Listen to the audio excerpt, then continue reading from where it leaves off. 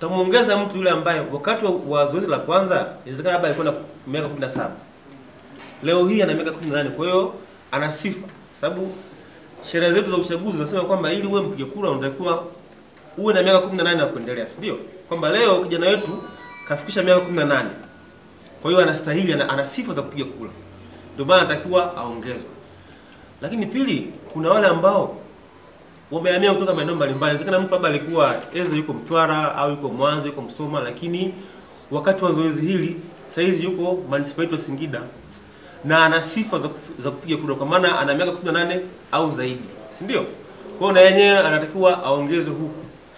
Lakini pia tatu,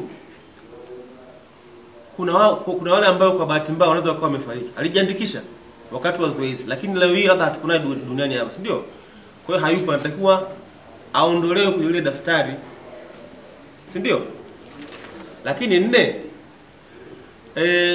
sifa za mpiga kura, anatakiwa yule ni mpiga kura mwenye akili timamu, si ndio? Mtanzania lakini mpiga kura mwenye akili timamu. Ninaposema akili timamu ni kwamba yule ambaye ana afya akili. Yaani labda nitumie neno gumu kidogo, yaani sio kichaa, hana shida ya kichaa. Si ndio? Anatakiwa mtu mwenye akili timamu. Sasa inawezekana kabisa kwa bahati mbaya wakati anajiandikisha ile mwaka jana wakati tunafanya zoezi ni mwezi wa 8-9 hiyo, alikuwa na akili timamu, lakini leo hii inawezekana kwa namna moja au nyingine kwa bahati mbaya kidogo amepata changamoto ya akili. Huyo naye anatakiwa fanyaje? Aondolewe kwenye daftari. Kwa ni msingi yaani ni vizuri mkafahamu msingi wa hili zoezi.